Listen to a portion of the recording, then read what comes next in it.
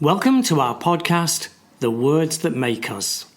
Consider this time with us as your excuse to take a break from everything. Every episode, we choose a word that makes us think, wonder, or dream. We read a range of texts that explore different aspects of this word. And we let our thoughts wander. We hope that yours will too. So grab your favourite tea. Or a beer. And join me, Rama And me, Tony Bailey. Let's go!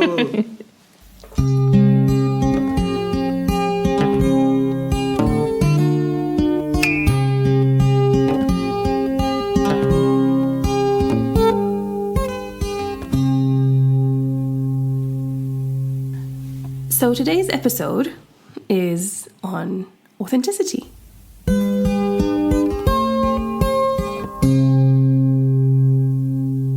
Hi Rama, good to see you. Now you're a fan of words like me, that's why we're doing this podcast. So, now we're in early 2024, Which word do you think Merriam-Webster Dictionary put forward as the word of the year for 2023? I don't know, is that one of the new words that young people use all the time around us? Where I'm like, huh? Like Riz. Is it Riz? Actually, Riz was one of them. Okay. Riz is short for charisma. Okay. Surprised you didn't know that, because I'm down with the kids. No, I read that. I had no idea. I've never heard that. No, I heard that a lot. No, but here's the surprise. 2023, the main word of the year was authenticity. So I was really surprised because why?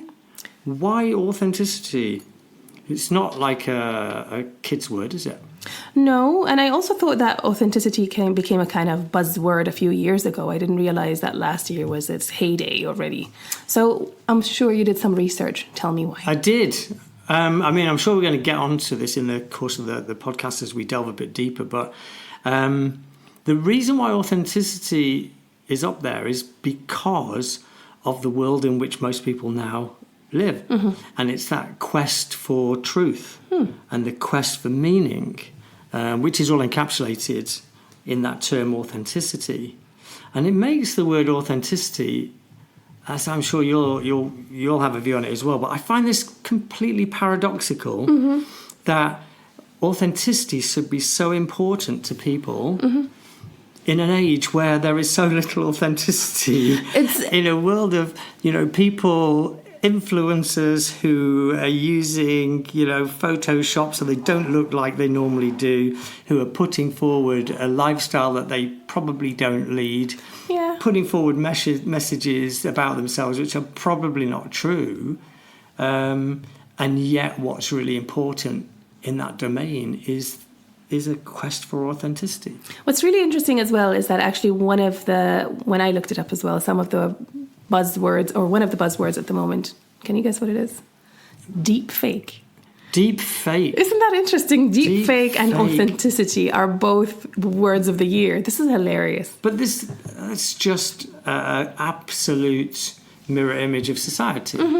And the world just operates around two polar opposites. Yeah. So you meet somebody and they are the epitome of authenticity. Somebody else is just a scam merchant and they are deep fake. But that's the thing, is like it's like a pendulum, isn't it? It swings both ways, and so some people will be on the very far end looking for authenticity, and others will be on the opposite direction, looking for how can I just con everybody and not tell them the truth or hide the truth and go come up with something that is so deeply fake. This is what the AI does.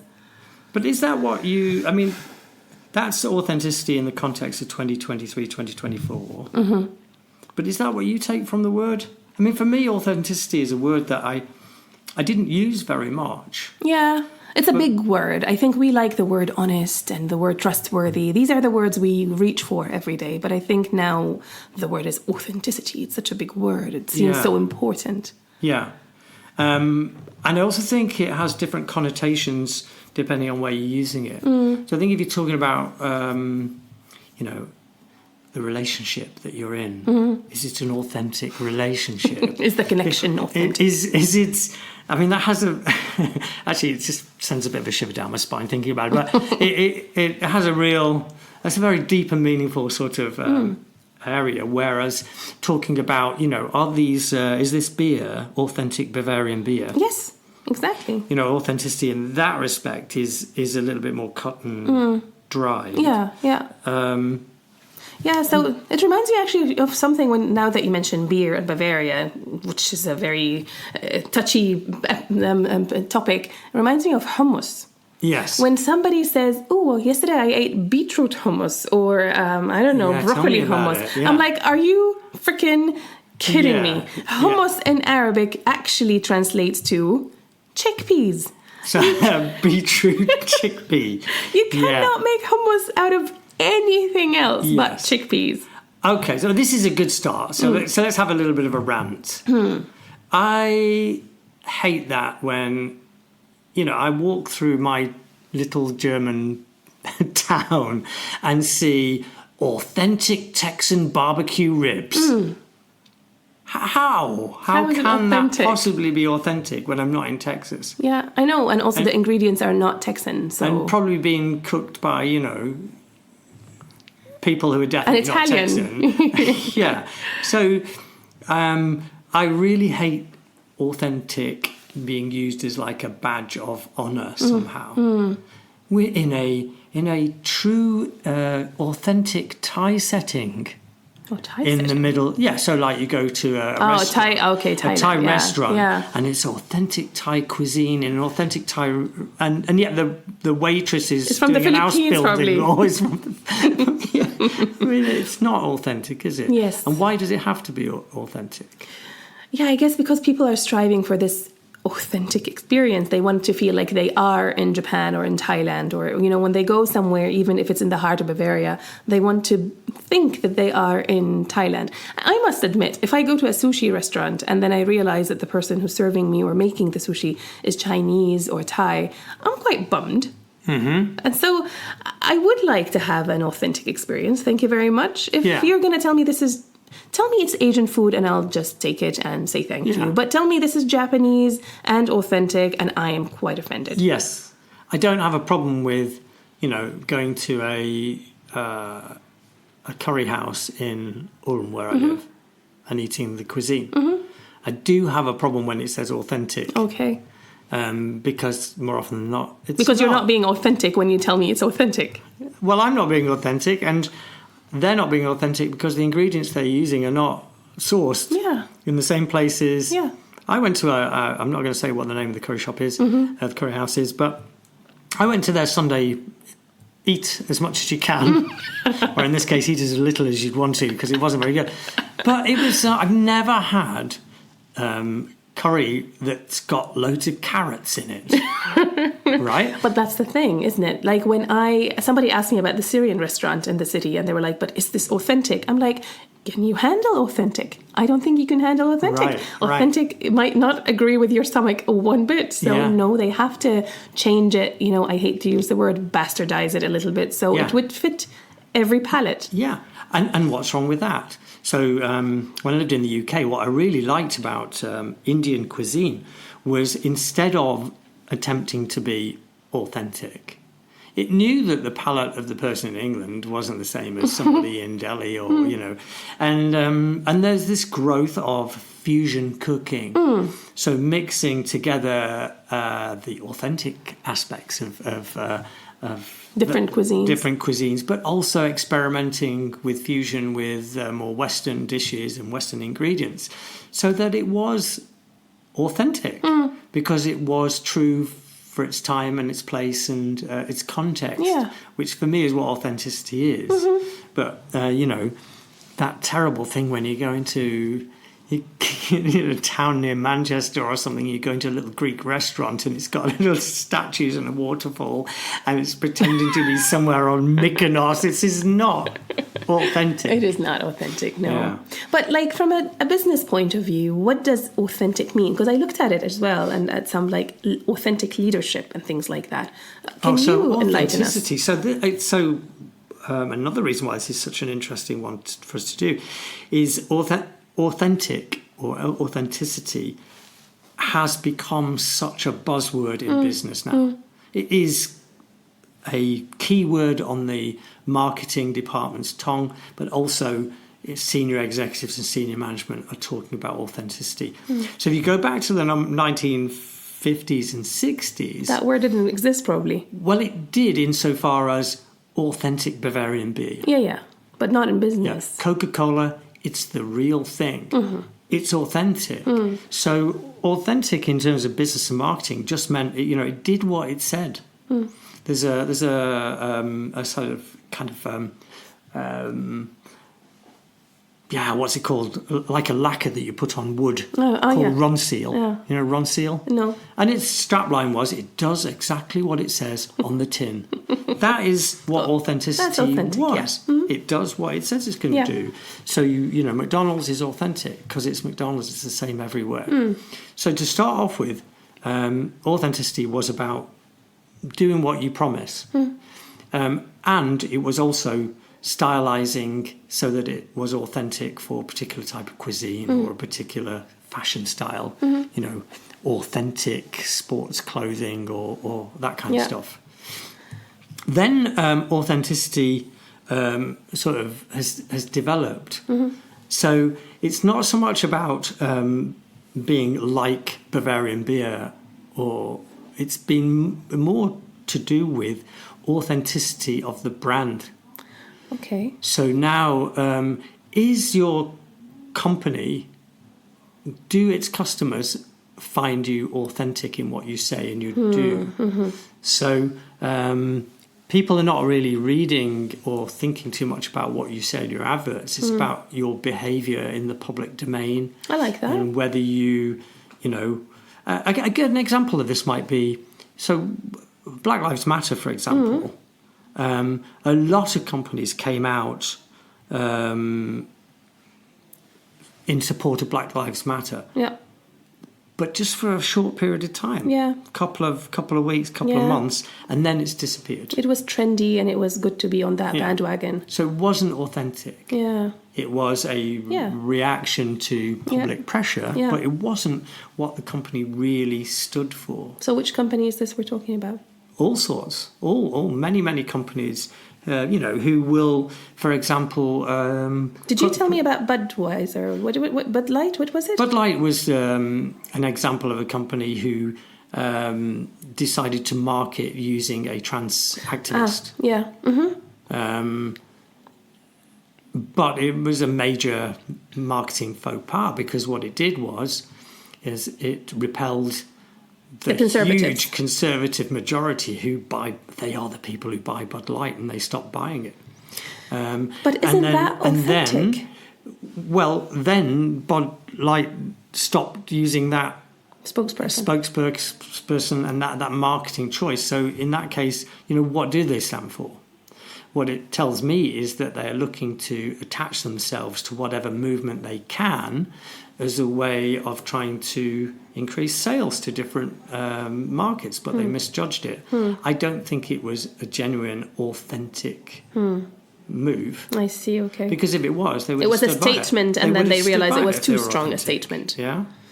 I think the move towards authenticity in everything that you do as a company, your corporate social responsibility, the way you treat your people. Employees, yeah.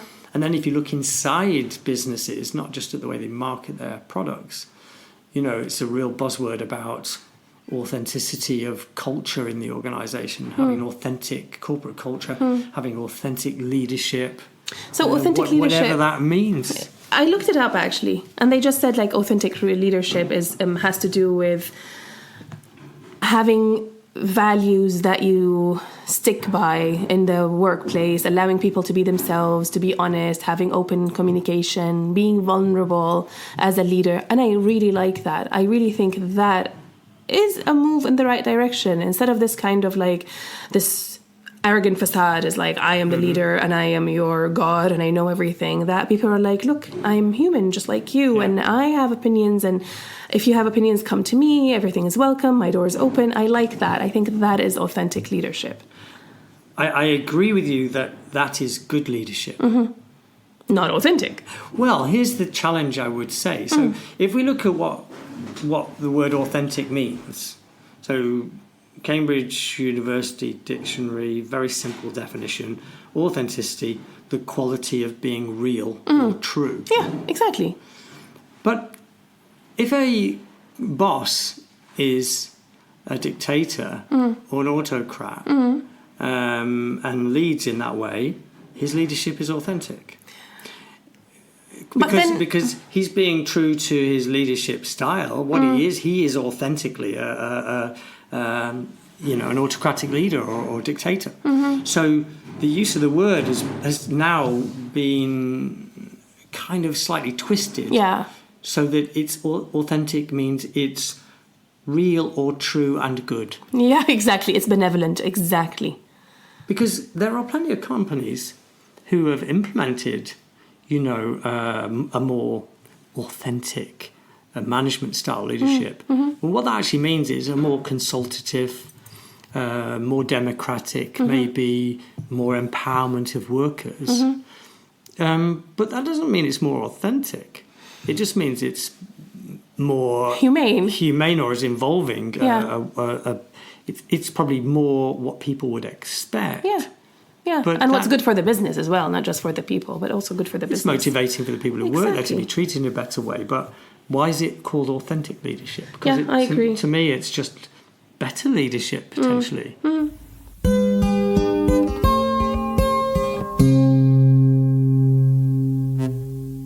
Do you have any poetry that you can read to us about being authentic, maybe on a personal level as a human being? Me, personal, as a human being, that's quite a task. A stretch. I'm guessing authenticity is quite a challenge. Yeah. Because there's an awful lot of writing about the words that one associates with authenticity, but not that much about authenticity as a word. Yeah. And I think that's one of the problems with the word. Yeah. Is because it depends what you... It's not an authentic word. It's not a word you find in everyday speech. It's not really that specific because it depends. Yeah.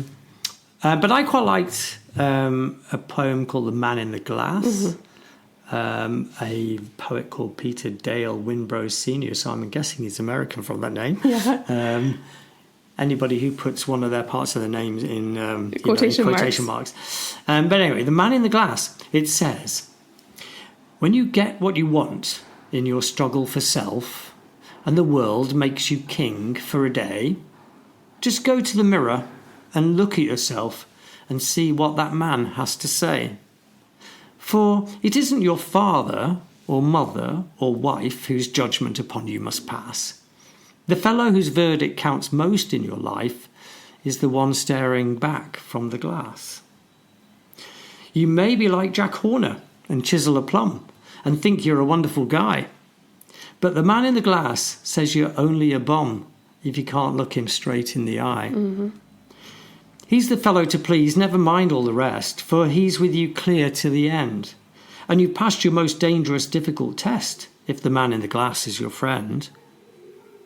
You may fool the whole world down the pathway of years and get pats on the back as you pass, but your final reward will be heartache and tears if you've cheated the man in the glass. Absolutely. Amen. It's so good, isn't it? It is so good. In amongst a lot of kind of blah, blah, blah type writings about be true to yourself, I think that was really effective poem because, it brings it right back to a nice, simple statement, which is, you know you best. Do you approve of you?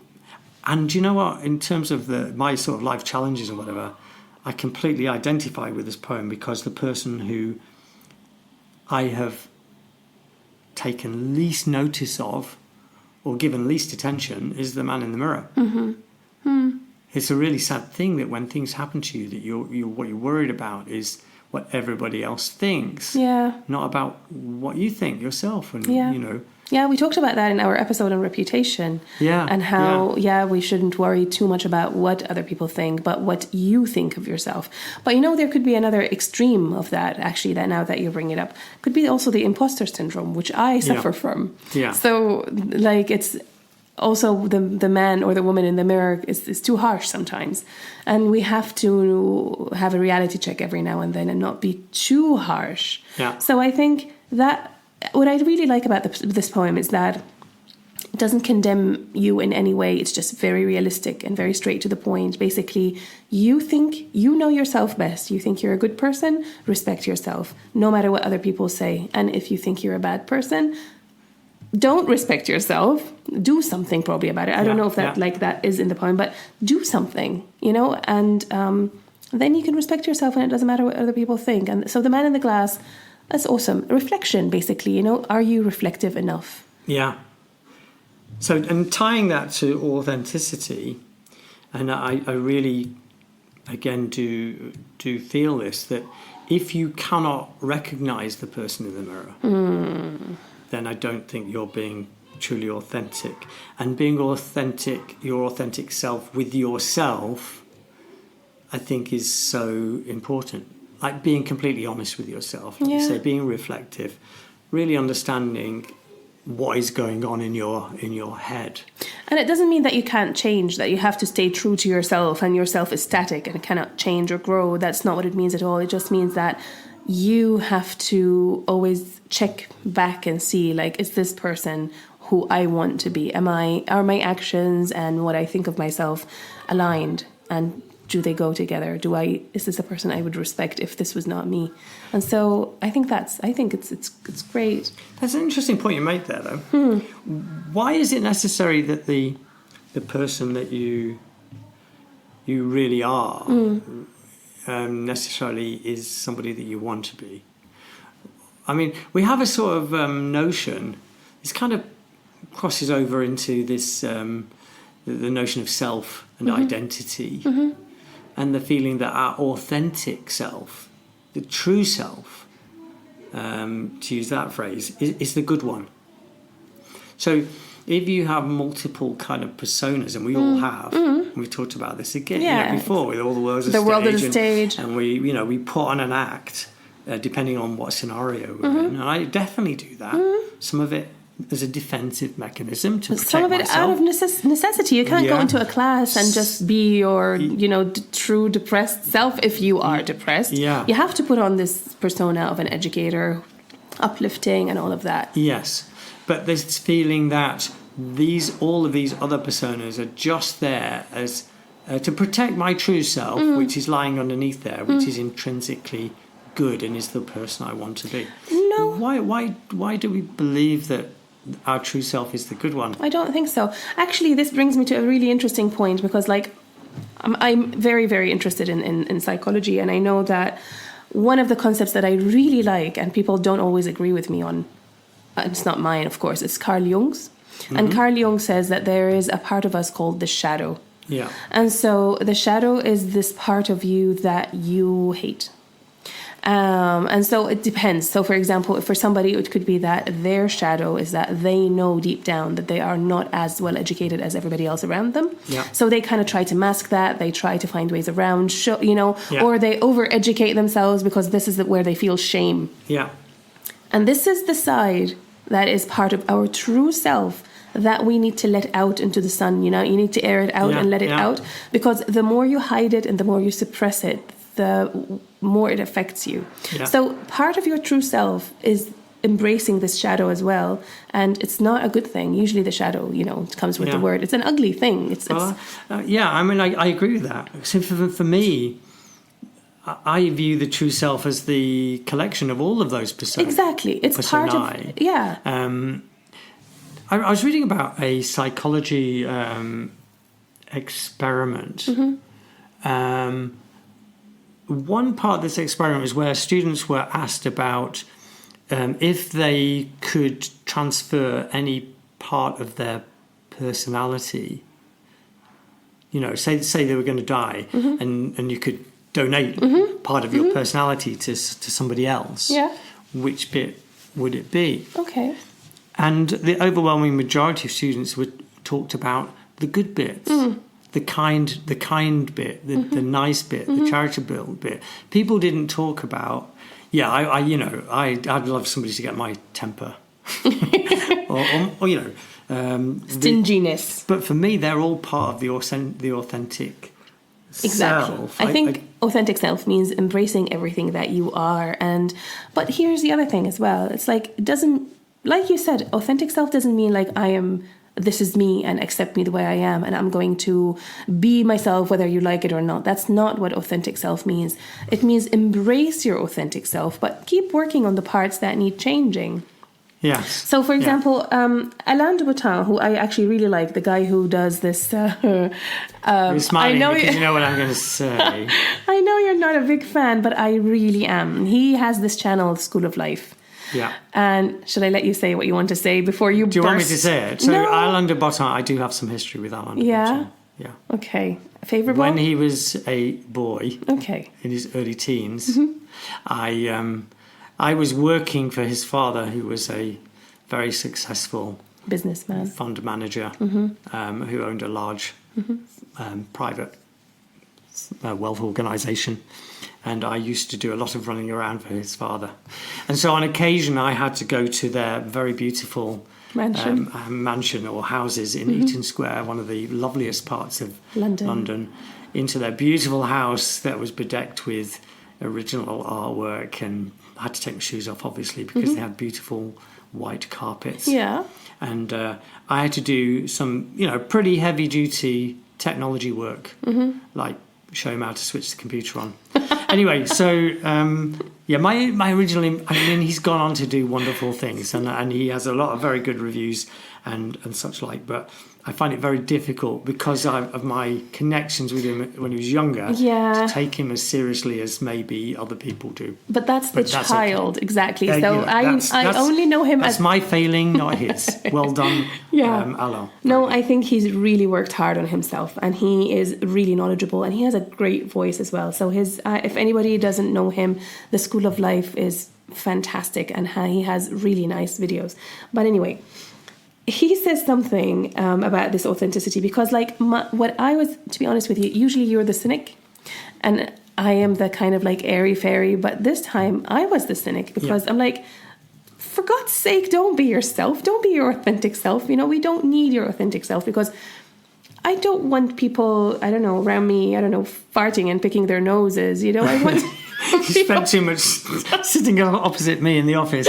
Yeah, I understand. No, but I think we should all present what would also make other people comfortable. We are not in the society alone, we are with other people. There are certain norms, and I'm not saying conform to what's inappropriate, the norms that will kill you, that will, make you small. That's not what I'm saying. What I'm saying is, there's a reason why we educate people, and there's a reason why we teach people how to behave. It's because that makes it a good place for all of us to exist together. And so when somebody says, "Oh, just be yourself," there's a saying that is attributed to Marilyn Monroe, but I don't know if it's true or not. And it says, "If you can't handle me at my worst, then you don't deserve me at my best." Yeah. And I'm like, that is such a narcissistic thing to say. Yeah. It's like, I'm going to throw tantrums and I'm going to be horrible, and you have to tolerate me. Take it or leave it. Exactly, take it or leave it, because otherwise you don't deserve me when I'm in my good moods. What? Yeah. I get that a little bit in a relationship or something. Of course, we all have moods and ups and downs and stuff, but don't just go assuming that people have to accept your worst behavior because... Do you know, it all starts to sort of... link together and make sense here. Right. Just back to what we're talking about with authenticity and the internet generation, the social media generation, the Instagram generation. So authenticity coupled with a sense of entitlement. Yes, entitlement is the word. So I'm entitled to be myself. Yes, unapologetically is the word. I should be myself, and I don't care what other people think. Yeah. Well, and therefore, if I feel that I want everybody else to adopt my pronoun, then they should, because I have that sense of entitlement, for example.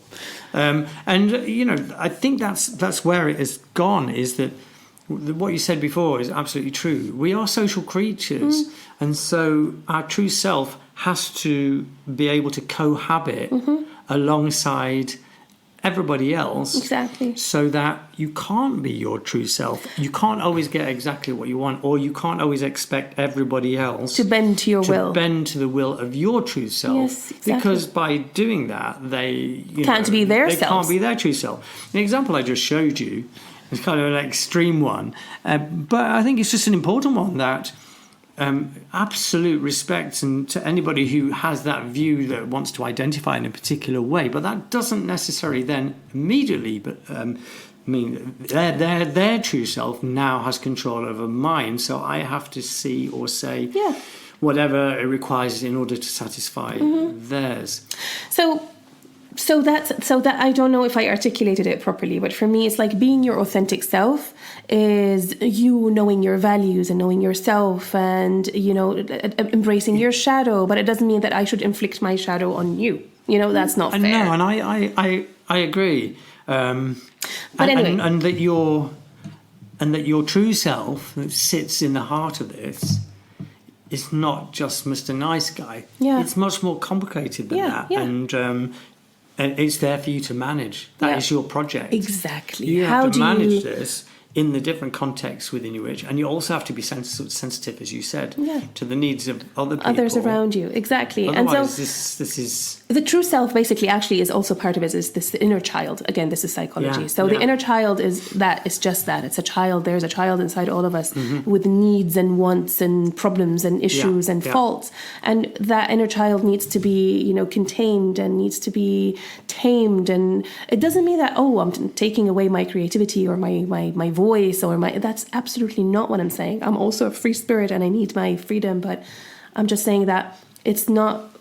This is the way I was created. This is the way I exist. So it's going to be like this. No, that's not what it is. No. Like you said, you are your own project and you have to keep working on improving that until you die. Yeah. So here's what Alain de Botton said. Yes. And I love this. And I tried to find a poem on this, but no poets have ever written this. So I urge the poets out there to write us a good, nice... Actually, I was going to partner with ChatGPT and write you a poem on... not embracing yourself. That would be quite ironic. I couldn't. In terms of authenticity. Maybe I'll try again another day. ChatGPT write it. I mean, he could. Look. Oh my God! I just said. You're now calling him a man. He's got a pronoun. Anyway, yes. Alain de Botton said, "The truth is that being yourself, fully yourself, around another human being is a treat that you should probably spare anyone that you claim to love." That's one, and the other one is just be yourself. Is about the worst advice you can give some people. And it's true. Yeah. Just be yourself. Yeah. Oh, you're going to an interview and you are nervous. Oh, just be yourself. No, you have to be prepared. You have to read about it. You have to wear your best suit. You have to, cut your hair, brush your teeth. Also, but do you not think that I agree with both of those statements. I think I'm absolutely behind that, but back to where authenticity was the word of the year 2023, I don't think that a large rump of the population anymore believe this. I think they actually believe that they can make a living just by being themselves. They don't actually have to, silly proportion of the US population, high school graduates think that their career is that they're going to be an influencer. Yeah, an influencer, Don't actually, I am my career. Just by being my true self, and if you look I will reveal myself and make a living. And reality TV. All of us, these people who are just sitting there showing you their little fights and their, crying and, and it's all fake. That's not even them being real. But still, why does it appeal to us so much? People watch it because they believe it's authentic. Exactly. They believe that they could live vicariously through someone. Yeah. And it's just disturbing. So it's a massive paradox that we're living in a life full of, you said deep fake, but of, this reality TV stuff that is just being created to titillate the population. A world of TikTok and Instagram posts which have been created.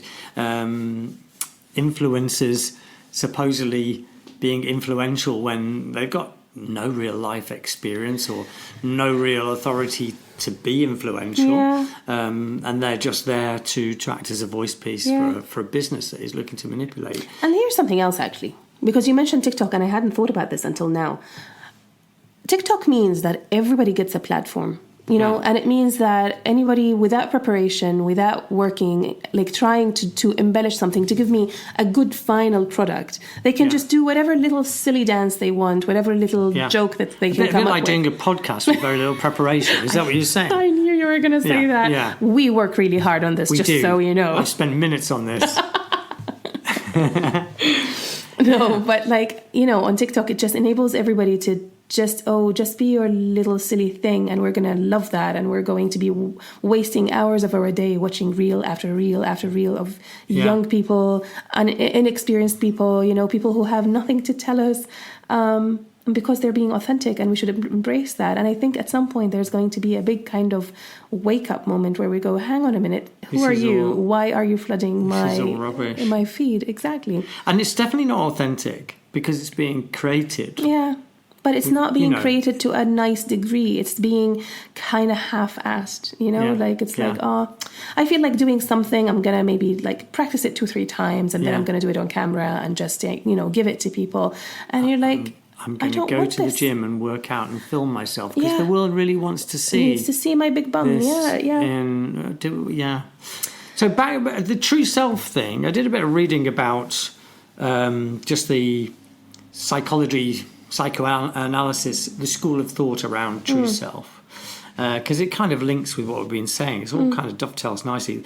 So true self, also known as real self or authentic self or the original self or the vulnerable self, all those good words that kind of have the same sort of connotation. In contrast with the fake self, deep fake.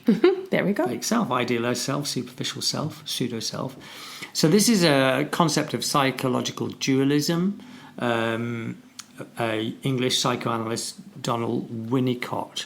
So he said that the term true self denotes that sense of a sort of spontaneous, authentic, real experience, the feeling of being alive, having a real self with little or no contradiction. So the true essence, the true essence of you is your true self. And in contrast with that, you have a series of defensive facades or barriers or shields which make up your false self. So in extreme cases, this leaves you not spontaneous, but you are just reacting in a fixed way based on which of those defense mechanisms you're using. So I kind of get that. What I didn't like about it was the connotation that we sort of mentioned a little bit before, that the true self was the good one. Yeah. You know, I think your true self doesn't mean that everything about you is good. It just means that you need to embrace it and let it out and work on it and acknowledge it and not suppress it. That's what it means, your true self. And so also when you let the shadow side of you come out and be tamed and be, you know, see the light of sun and be, you know, the shadow side of you, by the way, this is again psychology. If you turn it around, you can make it one of your biggest assets if you work on it, you know. Like in the example that I mentioned earlier, somebody who felt that they were undereducated, then they can turn that around and make it a strong point by maybe educating themselves a little bit more, or appealing to people who are not as educated and inspiring them and showing them how this could be a really big success story. So it just means that you need to embrace it and do something with it rather than make it fester. Understand the role that it plays in making life you who and you your are. personality. Exactly. Interestingly, the true self, this dualism, ascribes a lot of the formation of your true self down to parenting, which we've talked about because if it's the inner child. Yeah. So if good enough parenting, as the phrase that he used, wasn't in place, then the infant is likely not to be spontaneous enough, and therefore uses these Facades. The masks, the false selves to. Yeah, and you see that in children who just put up the barriers. You can't get through to them because they don't want to be encroached on. But this is interesting because it only, like, I don't know if we're talking about the same thing, but to me this only starts after a certain age where they are actually aware of the self. And because when you are at a certain age, you're not aware of it and you can't do anything to mask it. Actually, this reminds me a little bit of the movie Poor Things that I went in and watched at the cinema. It was so fascinating. Because it's like a woman in the body of a woman, but the mind of a child. And so she's growing while she looks like an adult. And it was just talking about how society makes her, it's a shame how society suppresses her, sexual desire and all of these things when she's discovering all of these things. And in a way, it is a shame that society does that. But like we said before, you can't just share every little thing of your true self and expect the world to love it or expect it to be, appropriate or approve of it or exactly. Yeah, absolutely. Yes. I think I've got a little poem for you. Okay. And again, it's from Gibran. I like Khalil Gibran. Yeah. And it's funny because I've said Gibran before and I've said Gibran. Gibran is his name in Arabic. So I don't know. Stick with it. It's fine. Some people call him. I know who you're talking about. Exactly. So this is again from the book that I really like called The Prophet. And so, these are the people who stop the Prophet before he leaves and they ask him questions so they can get the last bit of wisdom before he leaves them. Yeah. So, and a man said, "Speak to us of self-knowledge." And he answered, saying, "Your hearts know in silence the secrets of the days and the nights, but your ears thirst for the sound of your heart's knowledge. You would know in words that which you have always known in thought. You would touch with your fingers the naked body of your dreams. And it is well you should. The hidden wellspring of your soul must needs rise and run murmuring to the sea. And the treasure of your infinite depths would be revealed to your eyes. But let there be no scales to weigh your unknown treasure, and seek not the depths of your knowledge with staff or sounding line. For self is a sea boundless and measureless. Say not, I have found the truth, but rather I have found a truth. Say not, I have found the path of the soul. Say rather, I have met the soul walking upon my path. For the soul walks upon all paths. The soul walks not upon a line, neither does it grow like a reed. The soul unfolds itself like a lotus of countless petals. Now, can you tell me why I chose this poem? Because it might seem like it's not relevant to what we said. Well, as in the context of what we were just talking about, if just linking it directly to the true self, it's saying there isn't a true self. Exactly. There are multiple true selves that we encounter. And actually, again, I really, that resonates with me because over the course of my life, if I think about, if you think about, imagine you've got the cards that you're dealt. Mm-hmm. Each of those cards represents part of yourself. Mm-hmm. It's part of how you are, but also what you're dealing with. Mm-hmm. And that makes up yourself. But the cards I've got in front of me now are completely different to those that I had in front of me 20, 30, 40, 50 years ago. So I absolutely get that. I really like it. It is what he talks about an endless stream. It goes on forever. Exactly. And it's not fixed. So this kind of... it's a limitation, isn't it, of the word authentic? Yeah. Because it implies there is one... In the same way, there is one sort of taste of Bavarian beer. Exactly. There is one kind of chicken tikka masala that is authentic. Yeah. I don't think there is one version of me that's authentic. That's exactly the thing. Like, I would like to know, is there... It's like do you know the Theseus ship? I think we've talked about this before. Is it Theseus? Prometheus. What? I can't remember the name. Theseus ship. Anyway, the ship that goes into sea and then it starts breaking. Yeah. And then as it breaks and as they continue on the voyage, they add another piece to it. Yeah. And so, I don't know, they use some floorboards, they put new ones in, they use the helm, they lose the helm, they put a new one. And then at some point, nothing of the old ship remains, yet the ship itself is still there. Yeah. And the question is, do we really still exist the same way we were before? Is there any of us, any part of us?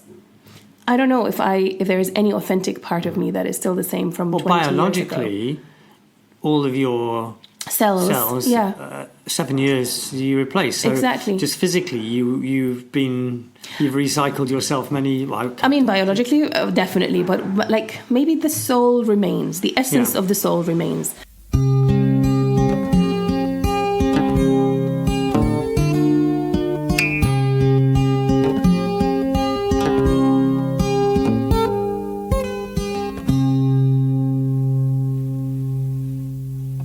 But how many people that you used to know 20 years ago show up in your life right now and you feel like, oh, they are exactly the same?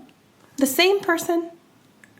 There's usually far more about them that you recognise that you don't. I mean, you can... There's a lot of the sort of trivia of life. People have gone and done different things. They bought a caravan. What are you doing? You've got a caravan. What's the crazy thing to do? Or, you bought a season ticket to a particular... But the essence of the person tends to be it remains. Similar. Yeah. The sense of humour tends to be something that people retain. You think? I feel some people get really boring.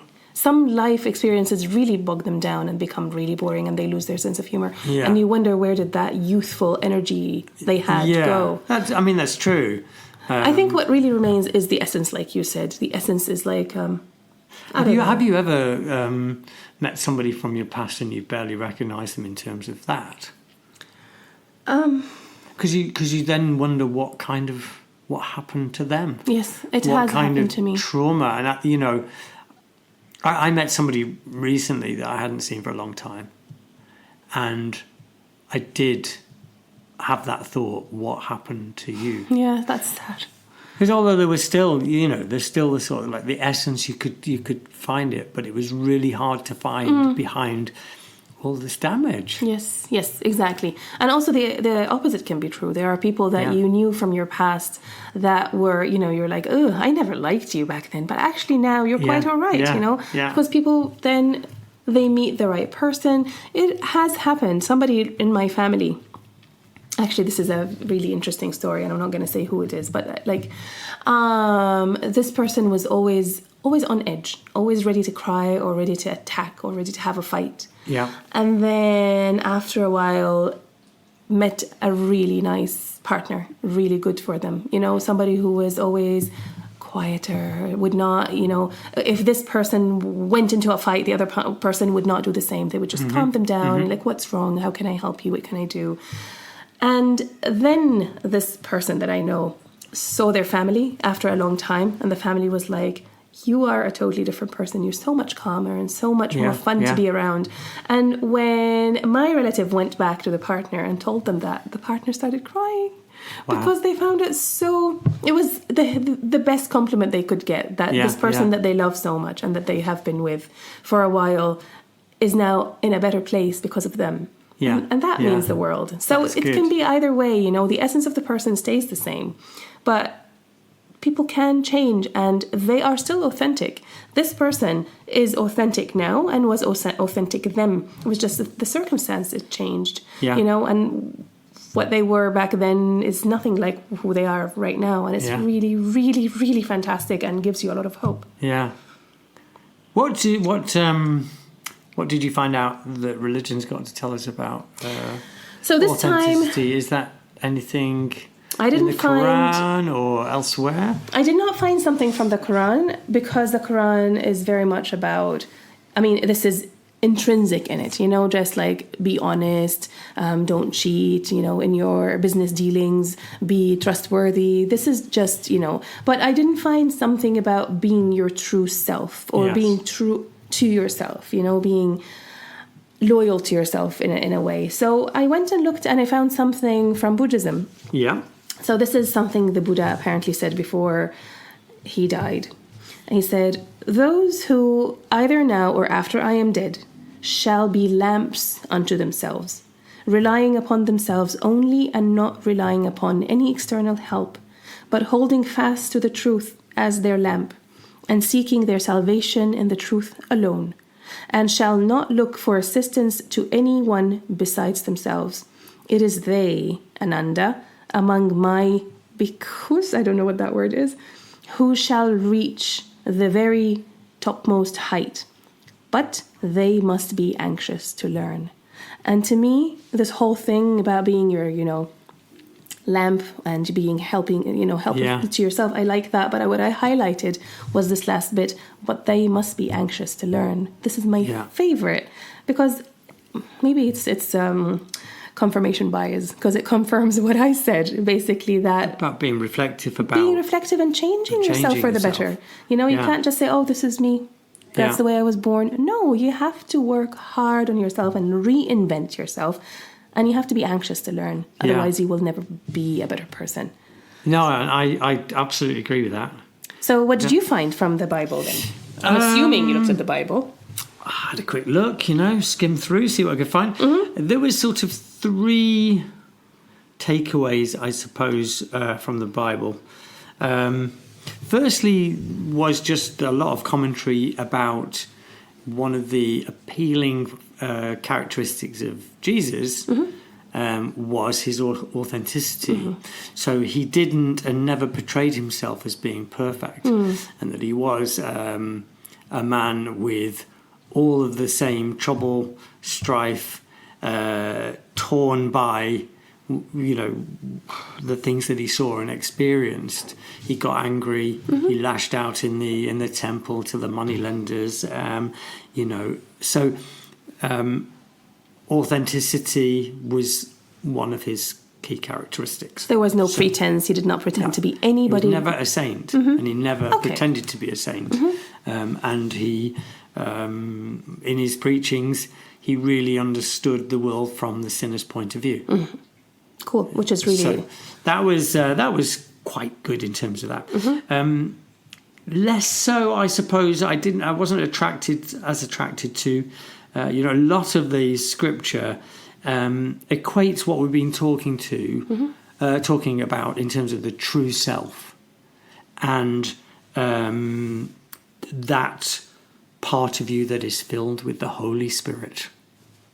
Okay. So, your true self is that which is following God's word. So equating true self with goodness and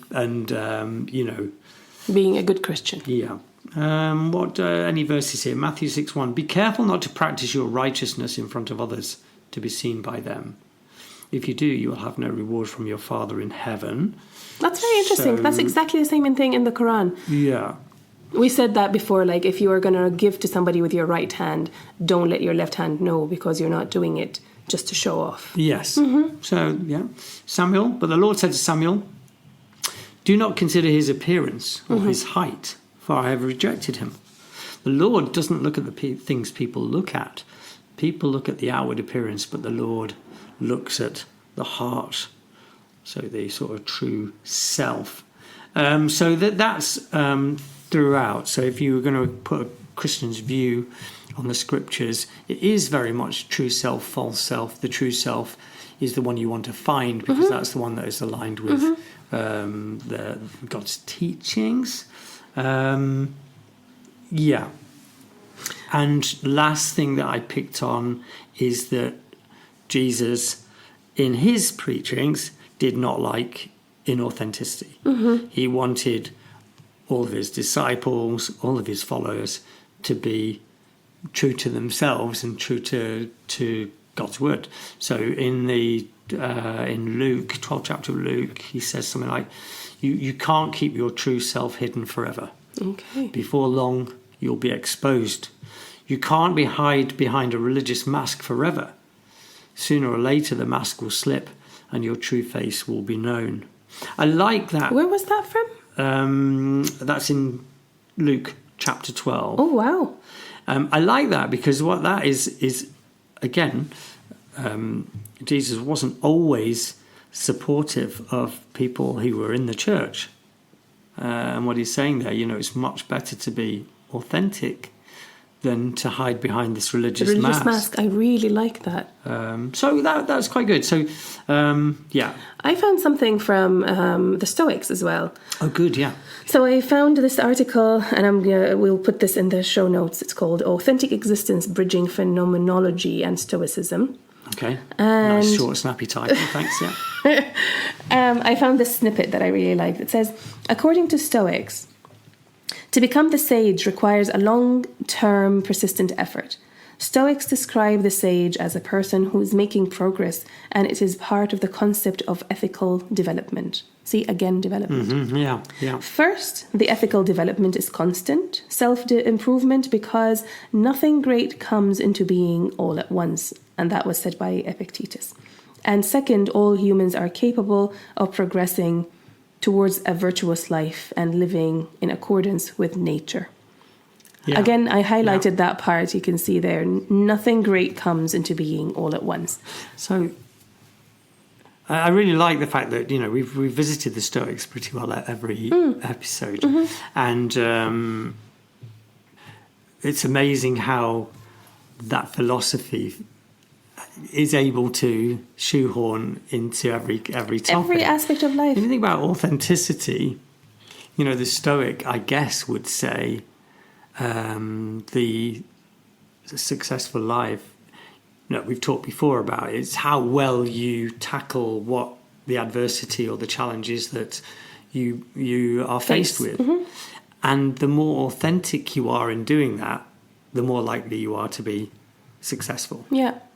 Which is a really nice way of looking at it. It is, and it's also very, very logical and rational.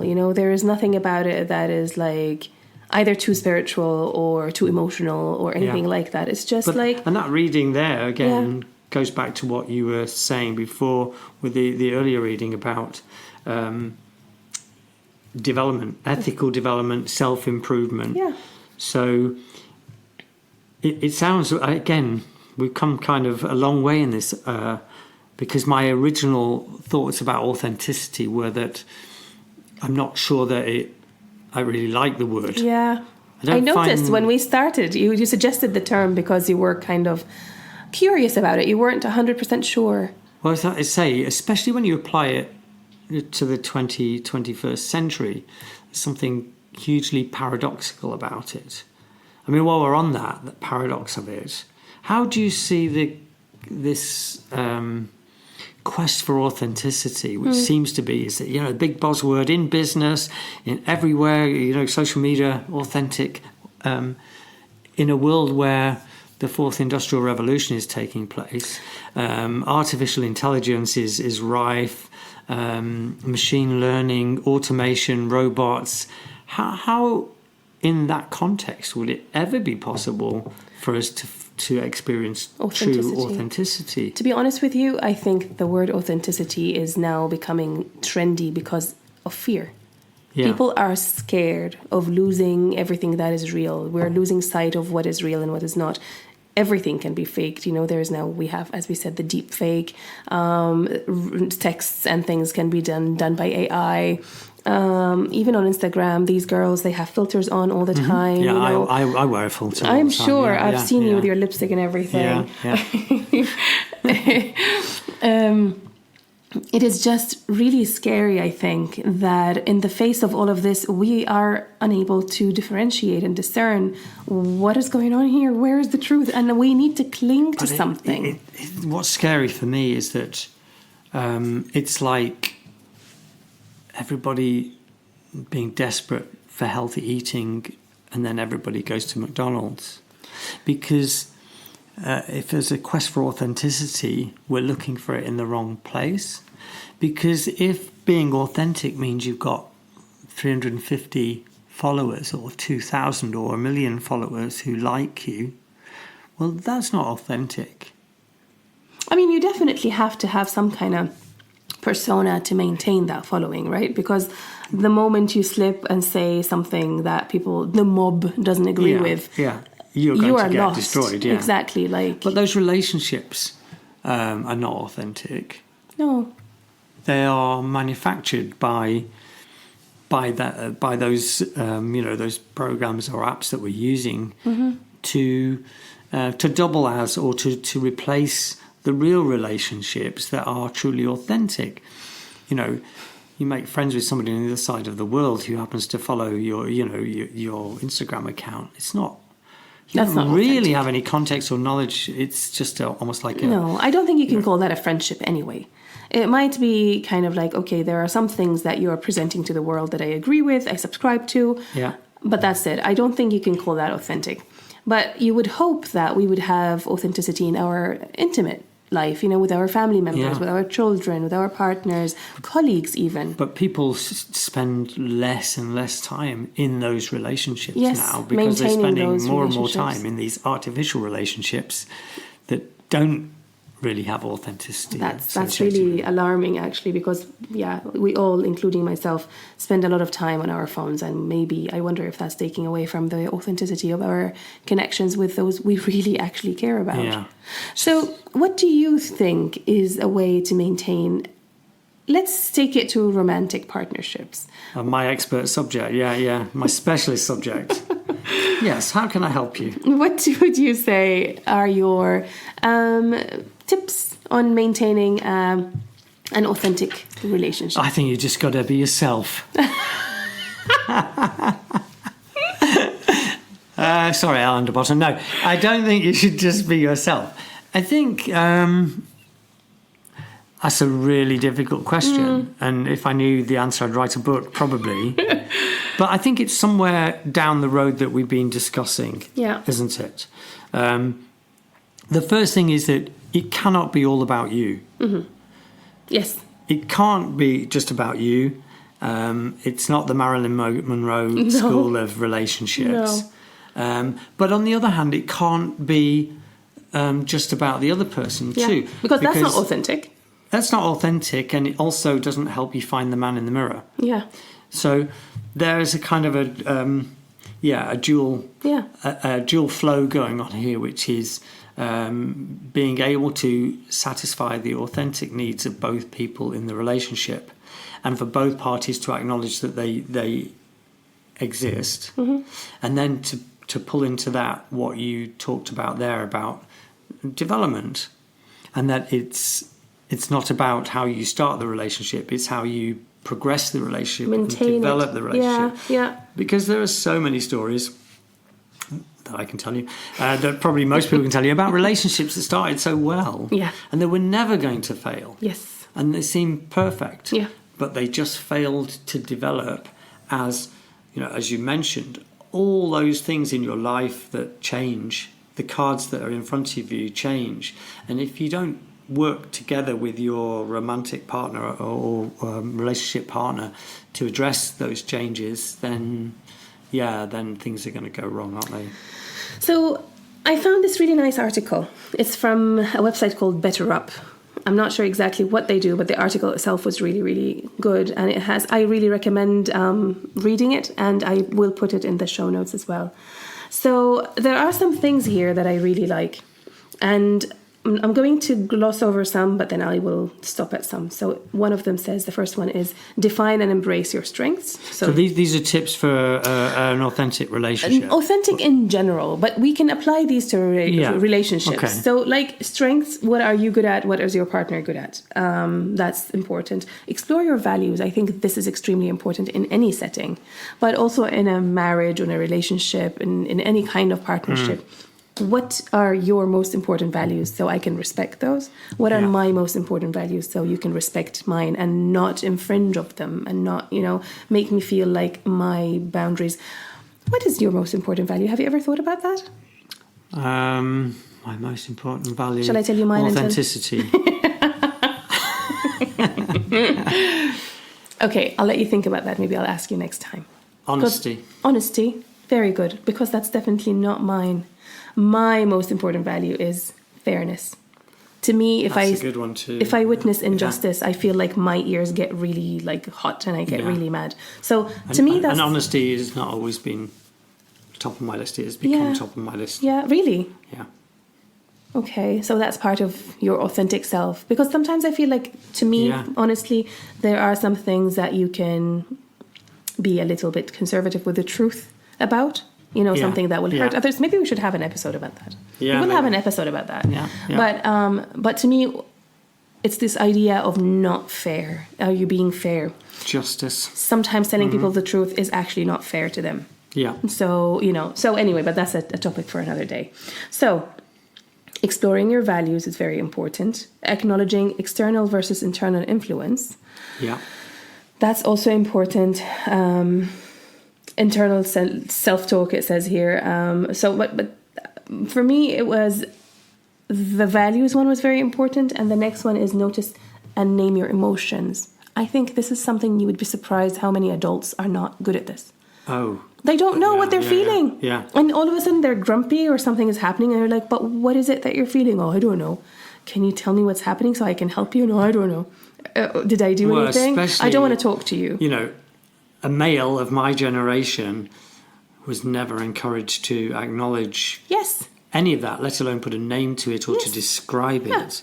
It was almost something to be ashamed of. To have feelings. Yeah. So, are you emotional? Is it that time of month?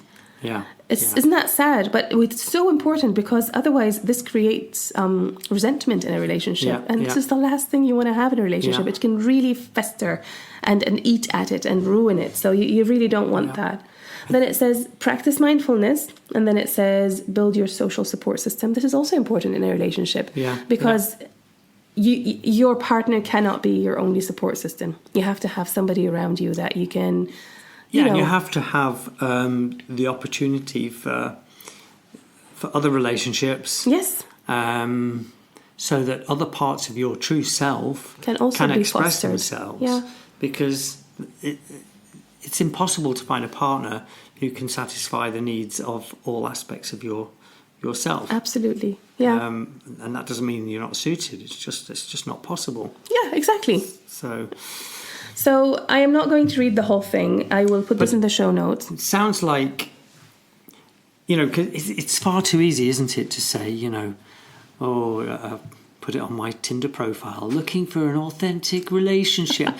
What does that mean? That's just a slogan. I'm sorry, that's an empty slogan. You have to be more specific. It's become an empty slogan. Yeah. In the same way as, a lot of the stuff we've been talking about, people's quest for authenticity is somewhat empty. Yeah. I think what that series of guidelines shows is that if you want your relationship to be authentic, you have to work at it in a number of different aspects. Yes. And talk about it too.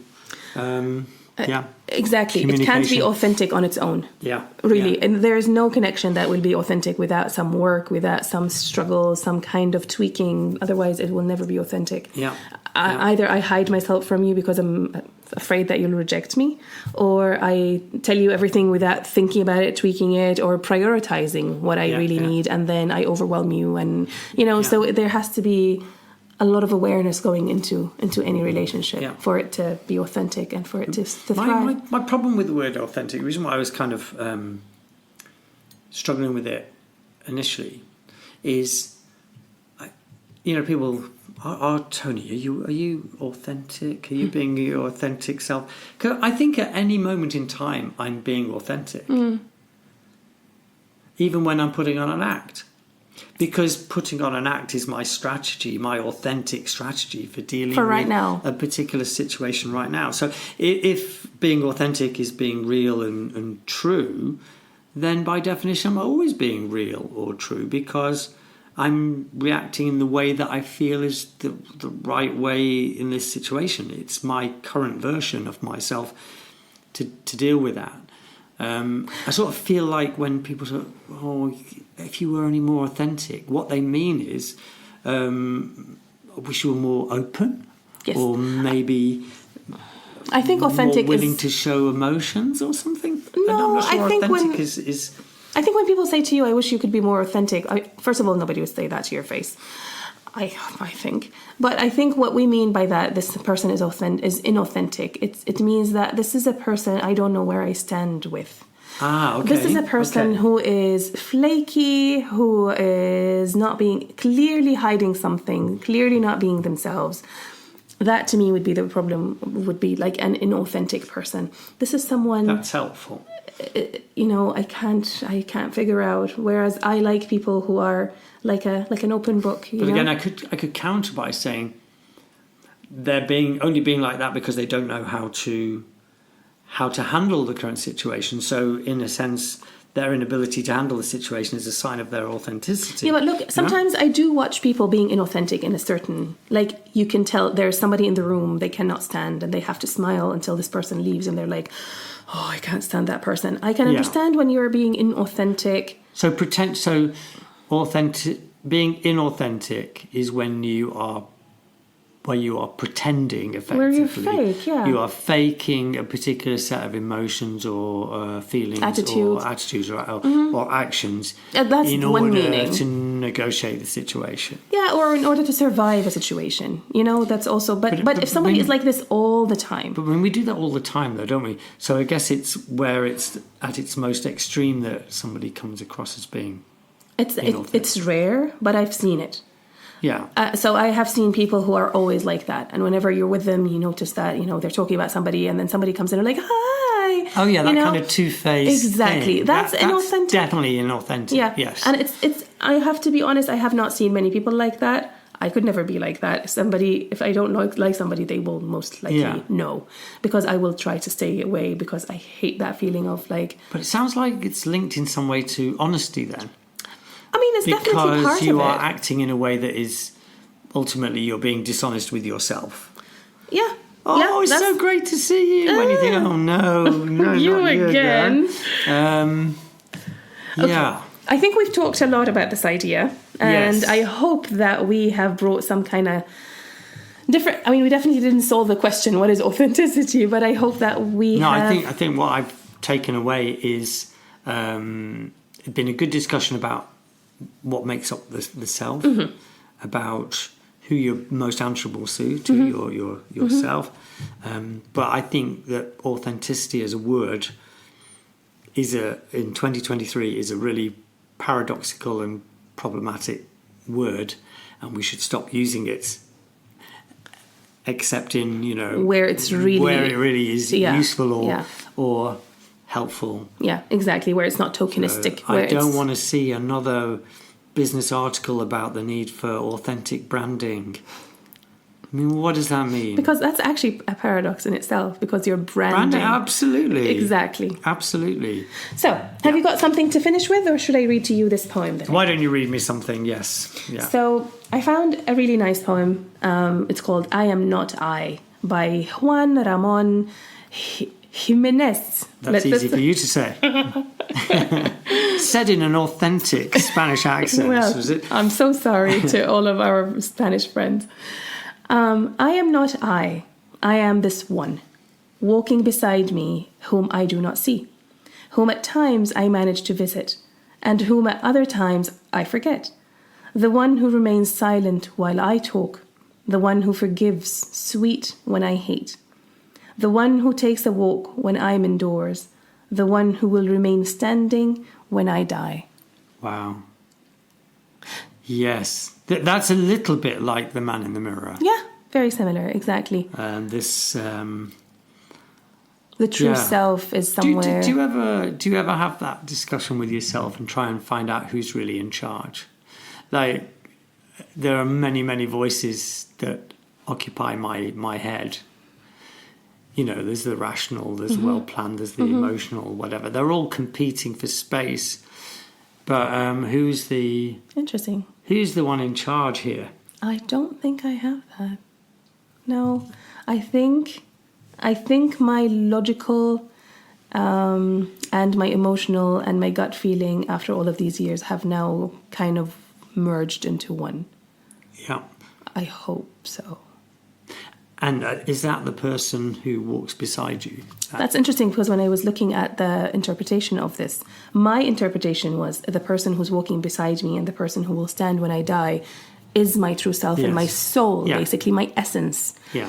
Some other people were saying that's my reputation or my legacy, what I leave in the world.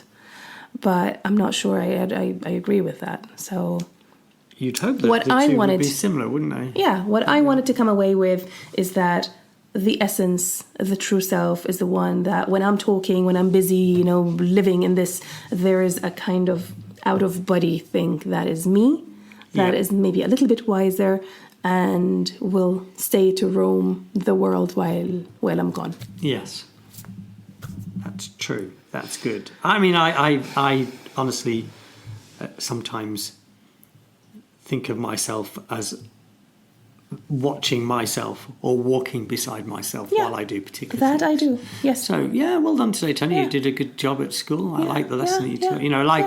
I'm in the third person for a lot of the time. Oh yeah, I do that. That's definitely So we're not schizophrenic. It's all normal. It's good. That means we're reflective. Good. All righty then. That was great. Yeah. So I'm going to go and have some authentic curry. I thought that what was the beetroot hummus? Was Don't you dare. So that sounds really good. Yes. Great. Okay, then. So let's do this again in a week, shall we? Let's do it again in a week. Yes. We will see you all in a week. Yeah. Okay. Stay well. Bye. Bye.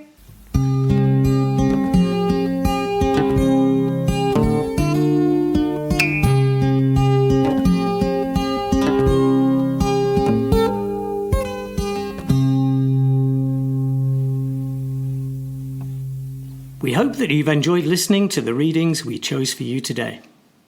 And that our musings have ignited your thoughts.